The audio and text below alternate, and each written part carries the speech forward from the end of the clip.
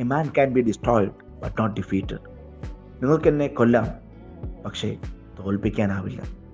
ലോകമാകെ ഏറ്റുപറഞ്ഞ അതിജീവനത്തിൻ്റെ ഈ വാചകം അതാദ്യമായി പറയുന്നത്, നമ്മൾ കേൾക്കുന്നത് സാന്റിയാഗോ എന്ന് പറയുന്ന പ്രായമേറിയ മുക്കുവൻ്റെ വായിൽ നിന്നാണ്.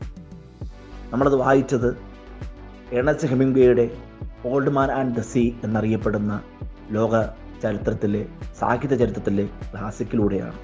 ലോകം ഇന്നോളം കണ്ടിട്ടുള്ള അതിജീവനത്തിൻ്റെ കഥ പറയുന്ന പുസ്തകങ്ങളിൽ ഏറ്റവും മുന്നിട്ട് നിൽക്കുന്ന ഒരു പുസ്തകം.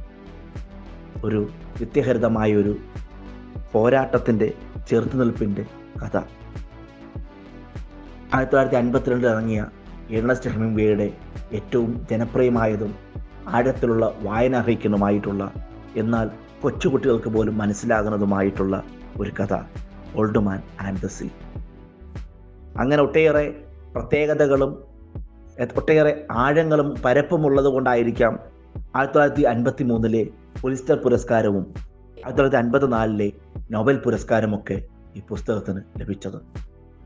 ഇന്നും പ്രസക്തമായിട്ടുള്ള ഒട്ടേറെ സന്ദേശങ്ങളും ഒട്ടേറെ വീക്ഷണങ്ങളും നമ്മോട് പങ്കുവെക്കുന്ന ഒരു നല്ല ഒരു കഥയാണ്, നല്ല ഒരു സാഹിത്യ അനുഭവമാണ് old man and the see. സമൂഹം എഴുതിത്തള്ളിയ, സമൂഹം മാറ്റി നിർത്തപ്പെട്ട, കഴിവില്ലാതെ ചാപ്പകുത്തപ്പെട്ട ആൾക്കാരുടെ പ്രതീകമാണ് സാന്റിയാഗോ. സമൂഹം അങ്ങനെ പറഞ്ഞുകൊണ്ട് എനിക്കത് അംഗീകരിക്കാൻ സാധിക്കില്ല എന്ന് പറയുന്ന ചെറുത്തുനിൽപ്പിൻ്റെ പ്രതീകമാണ് സാന്റിയാഗോ. ഏണസ്റ്റ് ഹെമിംഗ്വേയുടെ ഏറ്റവും ശക്തനായ കഥാപാത്രങ്ങൾ ഒന്ന്.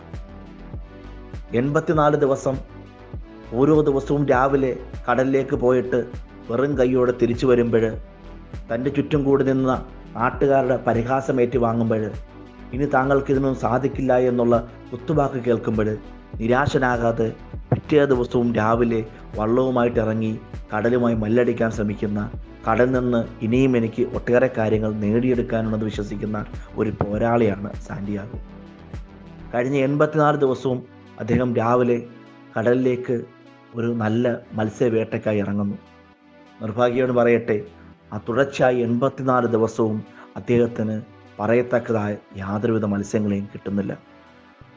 അദ്ദേഹത്തിൻ്റെ അവസ്ഥ മനസ്സിലാക്കാൻ ആ നാട്ടിൽ ആരുമില്ല. അദ്ദേഹത്തോട് വല്ലാണ്ട് അനുകമ്പ കാണിക്കുന്നതും അദ്ദേഹത്തെ മനസ്സിലാക്കാൻ ശ്രമിക്കുന്നതും ആകെ വളരെ ചെറുപ്പത്തിലുള്ള മനോലിൻ എന്ന് പറയുന്ന കുട്ടി മാത്രമാണ്. മനോലിൻ മാത്രമാണ് സാന്റിയാഗോയുടെ അവസ്ഥ മനസ്സിലാക്കുകയും സാന്റിയാഗോയെ ഈ ഒരു യാത്രയ്ക്കായിട്ട് വീണ്ടും വീണ്ടും പ്രേരിപ്പിക്കുകയും, യാതൊരു വരുമാനമില്ലാതിരിക്കുമ്പോഴും ഒക്കെ വീട്ടിൽ നിന്ന് കിട്ടുന്ന ചെറിയ ഭക്ഷണ പൊതികളുമായിട്ട് സാന്റിയാഗോ കാണുവാനായിട്ട് വരികയും ചെയ്യുന്നത്.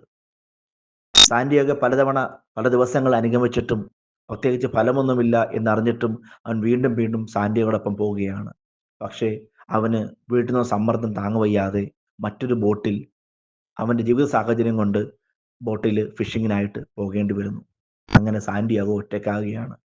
അങ്ങനെ ദിവസങ്ങൾ കഴിഞ്ഞു, 84 ദിവസങ്ങൾ കഴിഞ്ഞു. നിരാശനാകാതെ 85-ാമത്തെ ദിവസവും അദ്ദേഹം തൻ്റെ കൊച്ചു വള്ളം എടുത്തുകൊണ്ട് പ്രതീക്ഷയോടെ മുന്നോട്ട് പോവുകയാണ്. എന്നാൽ കഴിഞ്ഞ 84 ദിവസത്തിനും വ്യത്യസ്തമായി അദ്ദേഹത്തിന് വലിയൊരു വേട്ട അവിടെ ലഭിക്കുകയാണ്.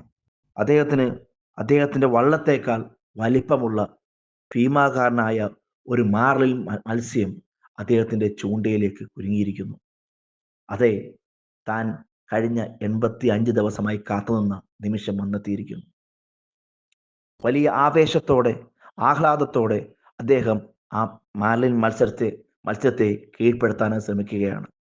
പക്ഷേ തൻ്റെ വള്ളത്തേക്കാൾ വലിപ്പമുള്ള ആ മാർലിൻ മത്സ്യത്തെ അത്രമേൽ വേഗത്തിൽ കീഴ്പ്പെടുത്തുക അസാധ്യമായിരുന്നു. കാരണം വല്ലാണ്ട് പ്രായം കൊണ്ട് തന്നെ വല്ലാണ്ട് ക്ഷീണിതനായിരുന്നു സാന്റിയാഗോ. പക്ഷേ തൻ്റെ ക്ഷീണത്തെ മാറ്റിവെച്ചുകൊണ്ട് ആ വലിയ മത്സ്യത്തെ അദ്ദേഹം ശക്തമായിട്ട് ചൂണ്ടയിലേക്ക് കീഴ്പ്പെടുത്തുവാനായി ശ്രമിക്കുന്നു. ആ മാർലിൻ മത്സ്യം ശക്തമായി പ്രതിരോധിക്കുകയും ആ വള്ളത്തെ വലിച്ചുകൊണ്ട് ഉൾക്കടലിലേക്ക് അങ്ങ് പോവുകയും ചെയ്യുന്നു. അങ്ങനെ തന്നെ വള്ളത്തേക്കാൾ വലിപ്പമുള്ള മാർലിൻ മത്സ്യവുമായിട്ടുള്ള മൽപ്പിടുത്തം തുടർച്ചയായി 3 ദിവസം സാന്റിയാഗോ ചെയ്യുന്നു.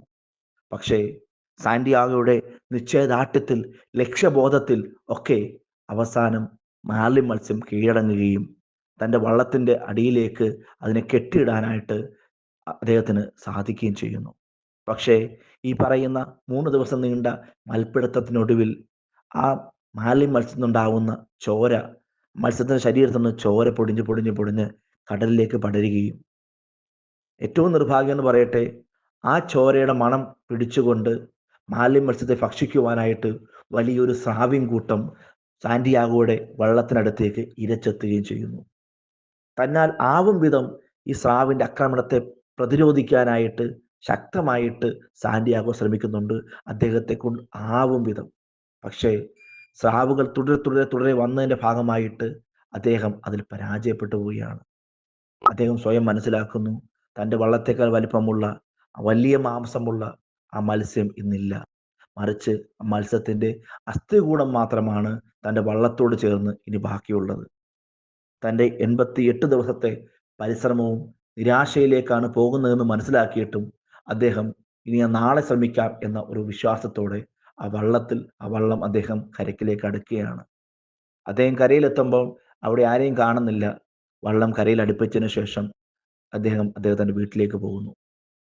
പിറ്റേന്ന് നേരം പുലരുമ്പോൾ ആ നാട്ടുകാർ കാണുന്നത് എല്ലാവരും എഴുതിത്തള്ളിയ ആ മുക്കുവൻ്റെ വള്ളത്തിനോട് ചേർന്ന് ആ വള്ളത്തേക്കാൾ നീളമുള്ള വലിപ്പമുള്ള ഒരു വലിയ അസ്ഥികൂടം കിടക്കുന്നതാണ്. അവർക്ക് മനസ്സിലാവുന്നു, ഇത്രയും വലിയ ഒരു വേട്ടയാണ് ആ മനുഷ്യൻ കഴിഞ്ഞ ദിവസങ്ങളിൽ ചെയ്തത് എന്ന്. അവർ അത്ഭുതപ്പെടുന്നു. ഈ പ്രായത്തിലും ഇത്രയും വലിയ മത്സ്യത്തെ ചൂണ്ടകിട്ട് പിടിക്കുവാൻ അദ്ദേഹം സാധിച്ചു എന്നുള്ള കാര്യം അവരെ വല്ലാണ്ട് അത്ഭുതപ്പെടുത്തുന്നു. ആ സമയത്താണ് അദ്ദേഹത്തിൻ്റെ ഏറ്റവും അടുത്ത സ്നേഹിക്കുന്ന മനോലിൻ കടന്നു വരുന്നത്. മനോലിൻ ആദ്യ കാഴ്ചയിൽ അവൻ വല്ലാണ്ട് നിരാശയുണ്ടാവുന്നു. ഒന്നുകൂടെ ചിന്തിച്ചപ്പോൾ നിരാശയെക്കാട്ടിൽ അവനുണ്ടായത് പേടിയാണ്. കാരണം ആ പരിസരത്ത് എവിടെയും അയാൾക്ക് അദ്ദേഹത്തിൻ്റെ ആ ഓൾഡ് മാനെ കാണാൻ സാധിക്കുന്നില്ല. സാന്റിയാഗോയ്ക്ക് വല്ലതും സംഭവിച്ചാണോ എന്നുള്ള ആശങ്ക അവനെ പിടിപെടുകയും അവൻ വേഗത്തിൽ ഓടി അവൻ സാന്റിയാഗോയുടെ വീട്ടിലേക്ക് ചെല്ലുകയും ചെയ്യുന്നു. കൂട്ടത്തിൽ സാന്റിയാഗോയ്ക്ക് ഭക്ഷിക്കാനായിട്ടുള്ള ചായയും മറ്റു ചെറിയ സ്നാക്സും കൊണ്ടുപോകുന്നു. അവൻ ചെല്ലുമ്പോൾ കാണുന്നത് കട്ടിലേക്ക് കിടന്നുറങ്ങുന്ന സാന്റിയാഗോയാണ്. ആ ഉറക്കത്തിൽ നിന്ന് അദ്ദേഹത്തെ ഉണർത്താനായിട്ട് അവന് തോന്നുന്നില്ല. അവൻ ഉണരും വരെയും അദ്ദേഹം അവിടെ കാത്തു നിൽക്കുകയാണ്. ആ സമയത്ത് സാന്റിയാഗോ ആ ഉറക്കത്തിനിടയിൽ വലിയ വലിയ പുതിയ പുതിയ സ്വപ്നങ്ങൾ കാണുകയാണ്. തൻ്റെ പഴയ കാലഘട്ടത്തെക്കുറിച്ചും ആ പഴയ കാലഘട്ടത്തിലേക്ക് എങ്ങനെയൊക്കെ തിരിച്ചു പോകാമെന്നും നാളുകളിൽ നല്ലൊരു വേട്ട ഇനി എങ്ങനെ ഉണ്ടാക്കാമെന്നുള്ള നല്ല നല്ല പുതിയ പുതിയ സ്വപ്നങ്ങൾ. ആഫ്രിക്കൻ ബീച്ചിൽ സിംഹങ്ങൾ കിടക്കുന്നത് പോലെ തൻ്റെ പഴയ കാലത്തെ സിംഹപ്രതാപത്തിൻ്റെ യുവത്വത്തിൻ്റെ പ്രതാപത്തിൻ്റെ കാലത്തെക്കുറിച്ച് ഓർത്തുകൊണ്ട് ഇനിയും എനിക്ക് പോരാടാൻ ഒരു ബാല്യമുണ്ട് എന്നുള്ള സ്വപ്നം കണ്ടുകൊണ്ട് സുഖമായി ഉറങ്ങുന്ന സാന്റിയാഗോയിലൂടെ ആ ഒരു നോവൽ അവസാനിക്കുകയാണ്. തീർച്ചയായിട്ടും വലിയ പ്രതീക്ഷയുടെ ഒരു കിരണം അവസാനിപ്പിച്ചുകൊണ്ടാണ് സാന്റിയാഗോയുടെ നായകനായിട്ടുള്ള old man and the sea അവസാനിപ്പിക്കുന്നത്. ഒരു മനുഷ്യൻ്റെ അതിജീവനത്തിൻ്റെ, ചെറുത്തുനിൽപ്പിൻ്റെ, ലക്ഷ്യബോധത്തിൻ്റെ, സ്ഥിരോത്സാഹത്തിൻ്റെ, ശുഭാപ്തി വിശ്വാസത്തിൻ്റെ ഒരു പുഞ്ചിരി, സ്വപ്നത്തിലുള്ള ഒരു പ്രതീക്ഷ, അത് വെച്ചുകൊണ്ട് old man and the see അവസാനിക്കുകയാണ്. സാഹിത്യത്തെ ഇഷ്ടപ്പെടുന്ന എല്ലാവർക്കും ഹൃദയത്തോട് ചേർത്ത് നിൽക്കാൻ പറ്റുന്ന അതിജീവിതത്തിൻ്റെ കഥ ഓൾഡ് മാൻ ദ സീ, പ്രതീക്ഷയുടെ ചെറുത്തുനിൽപ്പിൻ്റെ ഒരു കാവ്യം.